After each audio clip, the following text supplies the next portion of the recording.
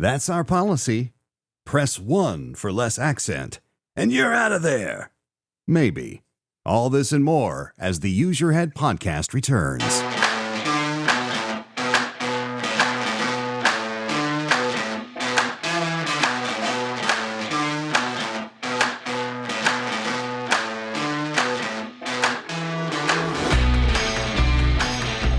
Who was it that said, the rumors of my demise were premature?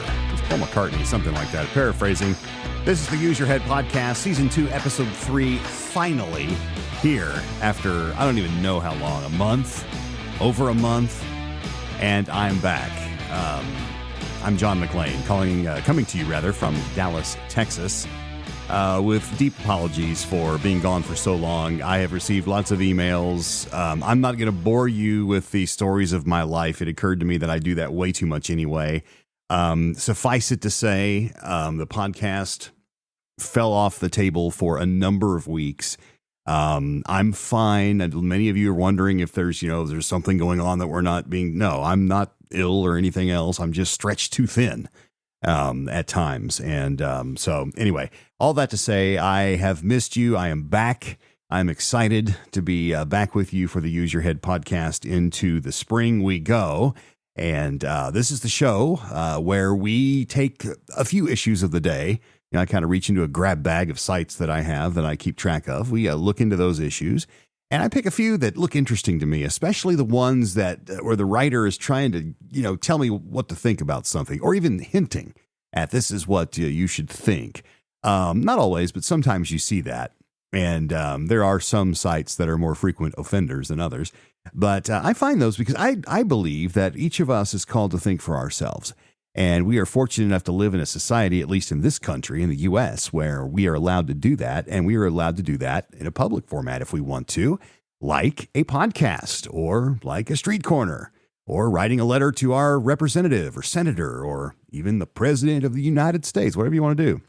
We have the freedom of political speech here, and not just politics. I also find other fun things. In fact, we're going to hit the diamond in today's show as well. We take these topics and then I will unpack them a little bit and tell you kind of what I come up with when I use my head for myself, not to feed ideas into your head, but to encourage you to do the same, to go through life analyzing things based upon your own gray matter, your own experience, your own code of ethics, your own moray, the things that make you who you are and how you view the world. And you and I may not agree on that, and I think that's great because we are all entitled to analyze those things. But for goodness sake, don't float down the lazy river and let somebody else think for you. We're going to take those topics in hand right now, and we'll kick off with topic number 1.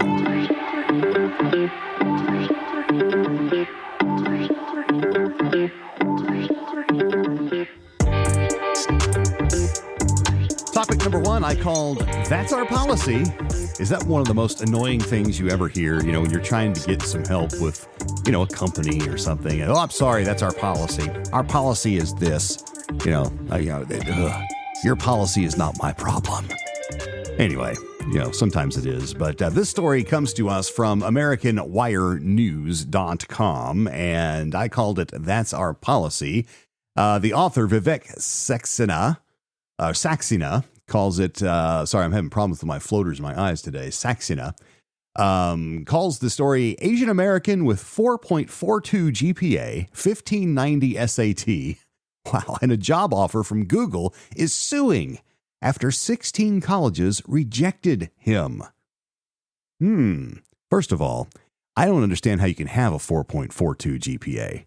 I mean, in my world, 4.0 was the tippy top. I guess you can do extra credit or something. I don't know how that works, but I do know what a 1590 on the SAT is. That is in the stratosphere. Anyway, here's what the story says. An Asian American man who was rejected from over a dozen top colleges despite his stellar test scores is now suing for discrimination. Stanley Zhong wasn't a typical high school student. He was one of only 2,000 students nationwide who scored a 1590 or higher on the SATs.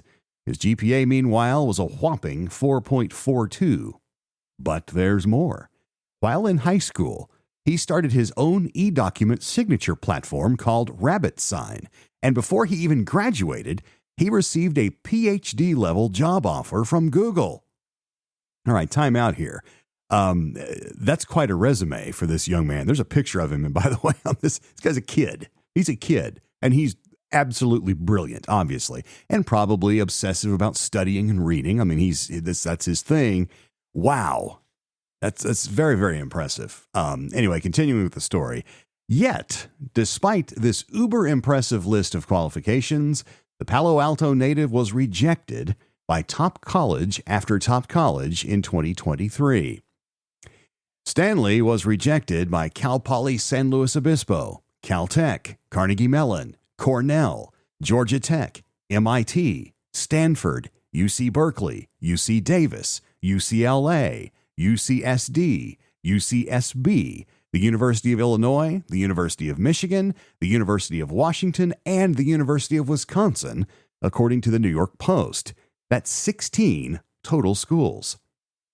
I did hear that Asians seem to be facing a higher bar when it comes to college admissions, but I thought maybe it's an urban legend, Zhong's father, Nan Zhong, told the paper. But then, when the rejections rolled in one after another, I was dumbfounded. What started with surprise turned into frustration, and then finally it turned into anger. Rightly so. Affirmative action is a discriminatory and racist policy that advantages Black and Hispanic students at the expense of white and Asian ones. Only the University of Texas at Austin and the University of Maryland wound up accepting Zhong, meaning only 2 out of 18 schools, or 11%, accepted him. These numbers were unacceptable to both him and his father. There's nothing more un-American than this, Nan said, of the discrimination his son has faced. I don't really think these schools give a damn about the damage they're doing to these kids. End of article. Look, I remember years and years ago, I loved the show King of the Hill, the animated judge show that was so funny. And, living in Texas, it's extra interesting to me. Just a brilliant show. I remember years ago, there was an episode on King of the Hill about this very thing, this exact issue. Connie, who is the Asian neighbor of the Hills, was brilliant, made super great grades, was, just uber into studies, very, very smart, loved to read, all that kind of thing. The typical, what you would think of as this very bright Asian student, and was trying to get into this prestigious internship in middle school. To go and get ahead, and was barred from it. Was told, I'm sorry, you don't qualify, because she was Asian. That was the thing, because she's Asian. Look, if you're a Black student or if you're an Hispanic student, you're in. But because you're Asian, you go to the bottom of the list. And, I guess to kind of poke fun at the issue and raise a point, what they end up doing in the episode is, the only way in, it turned out, would be a sad story of hardship. So they ended up making one up, because she didn't have a sad story. She was just an overachiever. She was someone that worked very hard and had a gift of intelligence and drive and ambition. Sorry, not good enough because of your race. That's affirmative action. It is wrong. And I will argue that until I run out of air. Affirmative action is racism. It's wrong. Okay, especially in our universities, they should be based on merit. The very brightest should go, because universities are designed for research, right? To educate and to better the human condition, not for social experimentation. Here's the other thing. So this whole idea is asinine at its base. And our university system, frankly, is bleeding credibility right now. It's bleeding credibility. Think of the prestige loss of some of our finest institutions. And a lot of this, happens through student protesting and all this, the drug stuff that goes on. And this has been happening for a while. But more and more, we had a story last time we were together, I think, or maybe in the one before that, about these universities that are huffing nitrous, nitrous tanks. These are supposed to be smart people doing really, really dumb things. This is one reason why our university system is losing credibility, and another reason why a lot of parents are going, you know what? I'm thinking college is a bad investment, because for one thing, it's outrageously expensive and goes up exponentially. Why don't we learn to trade, or why don't we try the military or something else, an apprenticeship, something rather than paying, $250,000, $500,000 to go to one of these places where these Looney Tunes policies are considered, forward thinking and modern and fair. They're anything but. as this young man that we just read about, Mr. Zhang, would attest to. Look, like any business, and listen, don't fool yourself. Universities are businesses. If you doubt that, check out your student loan bill, or these are businesses, right? You pay for a service and you should receive a service. You pay handsomely. They're going to have to learn, like any other business, the hard way. And a lot of businesses that have kind of taken in some of this lunacy thinking are learning the hard way. There's more and more every day that we hear about. Universities will have to do the same thing. They'll have to learn through the wallet, right? As fewer and fewer people are trusting them to educate their young people, and fewer young people, frankly, are going to trust them to educate them themselves. That's the only thing that's going to get their attention. And I just, this story, as frustrating as it is, and I think about, think of the research that this young man could do with the gift that he has, his intelligence, his drive, his desire to learn and to learn more and more about more things and to go deeper. He's got a job offer at Google, a PhD level job offer. I don't know what that means, but it's got to be into the six figures and probably well into the six figures. So you could argue, well, who cares? Tell the universities to pound sand and go work and make bank. Well, he doesn't want to do that. He wants to go to school because you know what he loves? He loves to learn. And think of the research this young man could do. Think of the things that he would be able to do. For example, if he went to a top university that had top research facilities, and I don't know what he wants to study. I don't care. Whatever it is, he's going to be great at it because it's going to be something he's passionate about. We won't know now. Well, he is going. He's been accepted to a couple of them. Doesn't say here which one he chose, if any. But it's just the universities that are doing this kind of stuff. You're missing out on bright young academic talent, all because of a policy that look, this thing is so old. It's oldie moldy thinking. It's been proven time and again. It doesn't work. Get rid of it. You'll be better off if you do, and just admit kids on merit. Take the best and the brightest. Compete for the best students. Universities, instead of this ridiculous progressive nonsense. In any case, I wish the kid all the best. It's pretty exciting for him. I can't imagine being that young and having all that out in front of you. And hopefully he'll get past this frustration and dive in. And who knows, he could change the world.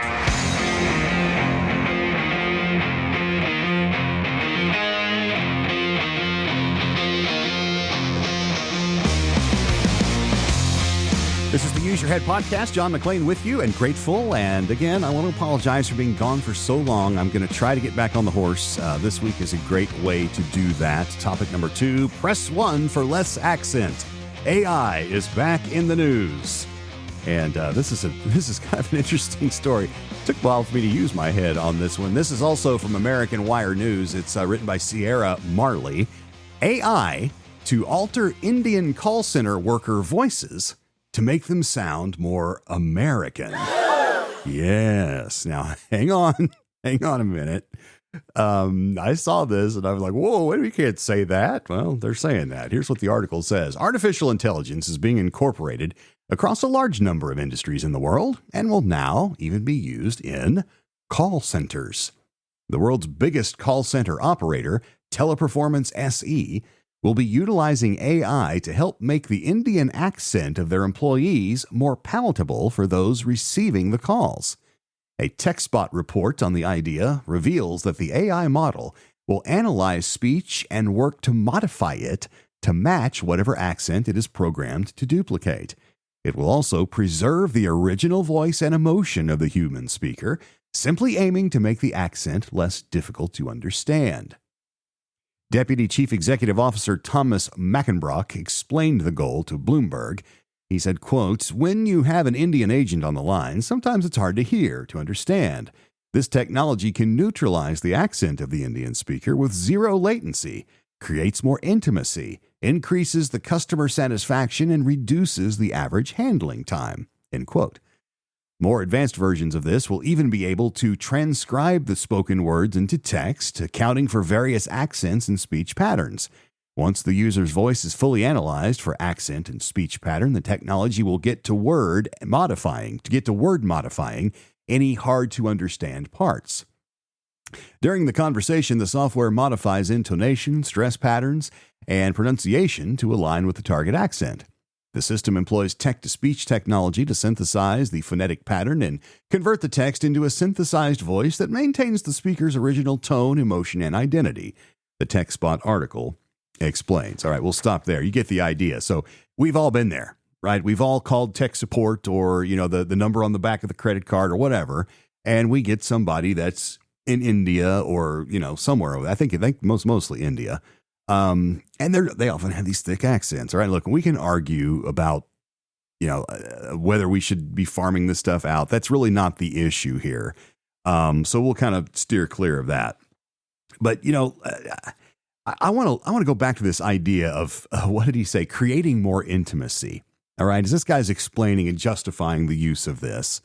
And he's being very careful here to say, look, we're not trying to take away the emotion and they're not trying to, we're just trying to make it more intimate.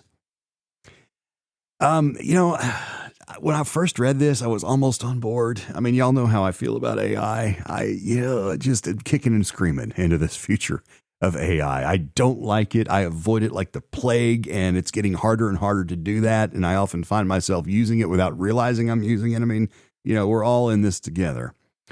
And I'm not saying I'm 100% right about it. I'm admitting fully that I am anti-AI. I don't like it. I don't like the idea of it.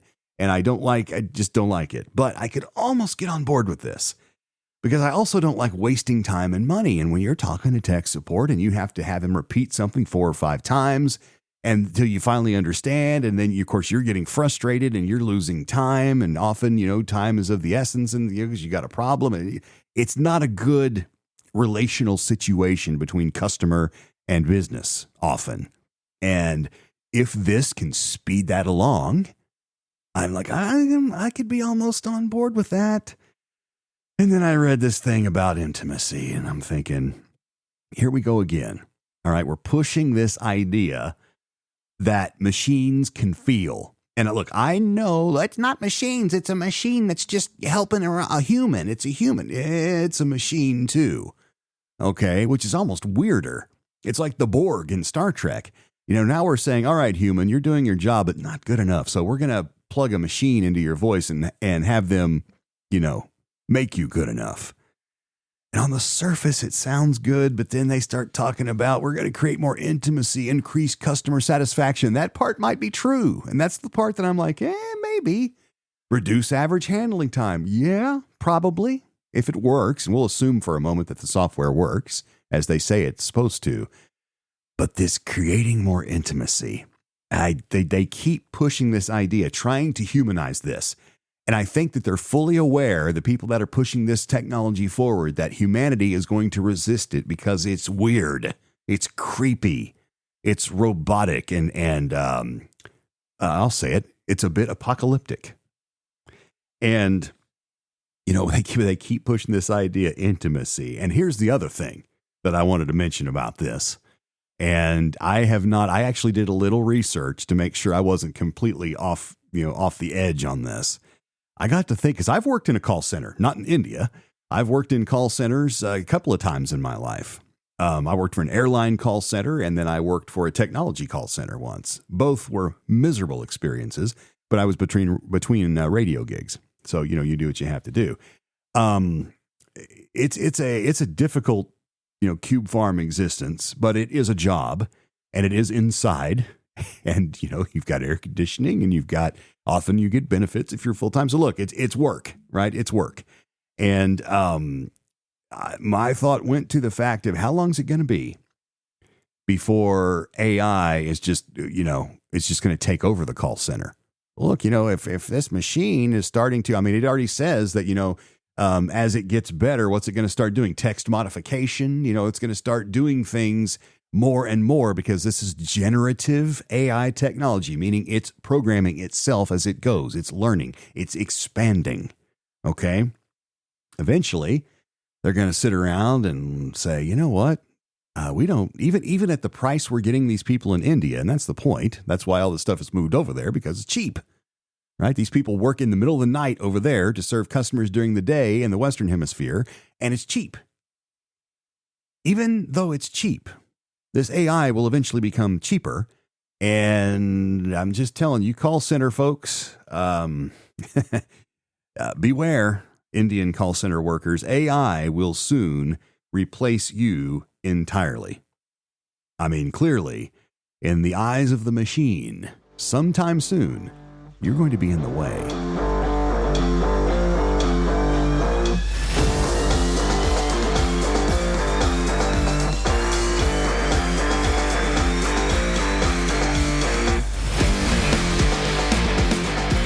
The Use Your Head podcast rolls on. I'm John. Thanks for being with me for this half hour. We've got about 8.5 minutes left to go. I'll try to be respectful of your time. I always do. Trying to keep the experience to a half hour. We're going to end in the world of sports. You're out of there. Maybe. Spring training is underway, and as a former Arizona resident, this is the time of year that I wish I was still there. It is gorgeous out there this time of year, and the crack of the bat is all over the city. Half of Major League Baseball is warming up and gearing up and getting ready with their rosters for opening day of Major League Baseball. I am excited, despite some additional unnecessary and idiotic changes being made by the commissioner's office. And we're going to talk about some of those today. Found an article on Fox Sports by Rowan Kavanagh. Rowan titles his article, "What is ABS? MLB begins spring training test of automated ball strike challenge system." Oh, Glendale, Arizona. Here's what the article says. At Yankees camp on Wednesday, Luis Gil threw a pitch to Aaron Judge that tailed just below the zone. Gil disagreed. Believing it caught the bottom of the plate, he put his hand to his cap. The players gazed up toward the video board, which revealed that the pitch did indeed miss by 1.8 inches. Less than 30 seconds later, the at-bat continued. This was the Automated Ball Strike Challenge System at play, ABS, Automated Ball Strike. While NFL fans dream of the day, an electronic system that can more accurately determine first downs, MLB is in the process of figuring out its own way to attempt to remove human error on balls and strikes. Robot umpires haven't arrived at Major League Baseball yet, but a version of an automated strike zone will be tested this spring. Starting Thursday, and this was a number of days back, at Camelback Ranch, where the Dodgers and Cubs will open Cactus League play, the ABS Challenge system will begin being implemented. So we'll stop there. Essentially what happens, there's a gizmo up in the seats. It's probably fairly close to where the radar gun is. And this gizmo will adjust itself because the strike zone varies depending on the size of the hitter. Right? Aaron Judge, who is almost 7 feet tall, is going to have a very different strike zone than the Astros' Jose Altuve, who was short. I think he's 5'6" or 5'7".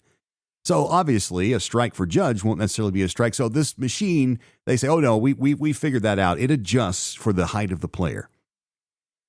And again, anytime I talk about this creepy new tech, I always take them at their word. Okay, fine. Yeah, you know what you say it does? I believe you. Fine. You figured it out, some kind of fancy formula. You figured it out.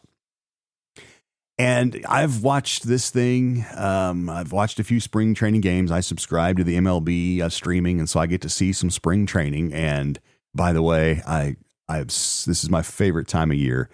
Baseball is back. I love it. Anyway. And I've seen this thing work, and yes, it's fast, within 30 seconds. In fact, the couple of challenges that I saw were way less than that. And, of course, because these broadcasters are being told, listen, you need to promote this, all right? It's in our own best interest for all of us if fans are on board with this. So, of course, the people in the booth are going, hey, you know what? This isn't bad. This is pretty fast. This is good. Isn't it important we get it right? Well, all this, and I'm thinking to myself, everyone's focusing on how well this ABS gizmo works. That's all the discussion. You know what? It is fast. You know what? It is accurate. You know what? It's still baseball. How this thing it works great. That's what everyone is saying. And to that, I say, who cares? To me, that's not the point at all. That's not the question we should be asking.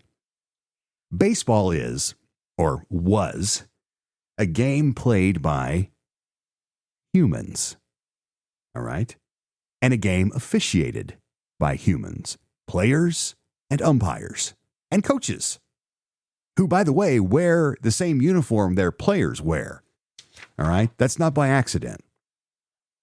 Humans who are capable of tremendous success on the field and making tremendous calls behind the plate or at the bases, and also capable of spectacular failure, calls that make you want to pull your head out, calls that, in one case that we know about, Mr. Galarraga robbed of a perfect game.